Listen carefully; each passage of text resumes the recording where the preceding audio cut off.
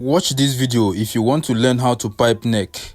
Can you see how neat this neck piping is? And the design also that I applied in this Ankara kaftan. It is a kaftan for kid. The neck measurement is 15 inch. Now let's start. The first thing we did here is to cut the Senetor top. We measured the Senetor wear and we added 5 inch. And then we slanted the shoulder by 3 inch. After slanting the shoulder, you will now bend it and iron. And after that, you will now cut out the neck. Can you see the neck? What I used there is 4 inch and 2 inch because it's a kid. Then after that, we move over to the design. Now this is me preparing the design that we want to apply on it. So this is the fabric now I'm using for the design. Can you see? I measured 7.5 inch and 5 inch down. I also measured 16 inch for the length. I also cut out a black fabric again that I'm going to use for the top part of the design. And after that, I'm going to use my hemming gum to iron it and hold it together before sewing. Can you see how sweet this design is? Just watch and see how it's going to come out at the end of the day. So after that, we proceed to our machine to sew it together. You can see the way I'm sewing it. Very neat. If you are sewing, please don't rush because your detail in your stitches says a lot about your work at the end of the day. Then after stitching, we'll trim out the neck, and then the next thing to do is to join the shoulder. Please pay attention carefully to how I make this kaftan. Then after that, you iron it very well. Can you see how smooth it is? Now pay attention to this.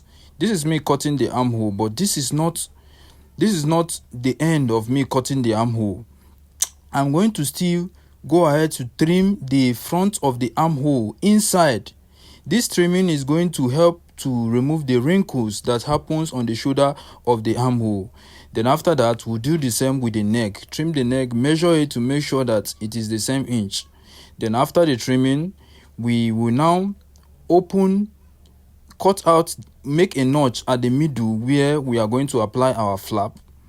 Then after that, it is now time for the piping of the neck. Please pay attention to this. This is the bias form that I'm going to use for my neck piping. Can you see? It is 2 inch that I cut. How do I achieve this neck piping? That is my main fabric. I'm going to fold my main fabric in a triangular form. Then after folding the neck fabric in a triangular form, I'm going to cut out 2 inch. That 2 inch is what I'm going to use for my neck piping.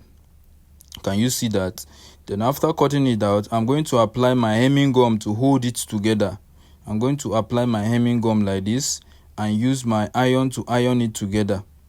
Very well. You can apply water so that everything can be able to smoothen very well the way you want it. Then after ironing it, I will still bend it again. While bending, I'm going to leave like about 1/4 inch out. That 1/4 inch out is so that while sewing, my needle will not pass the downside of the fabric. It's going to stitch on top. So this is me now stitching it together, and while stitching, the edge of my neck is going to be touching at the tip of the neck piping that I'm using. So this is me now. After sewing the first line, I also sewed the second line. Now while sewing, please be careful. Pay attention to your stitching. It's very important so as to achieve a good neck piping. Then after stitching, we will now move over to our ironing to iron the neck. This is me now ironing it with my gas iron because there's no light.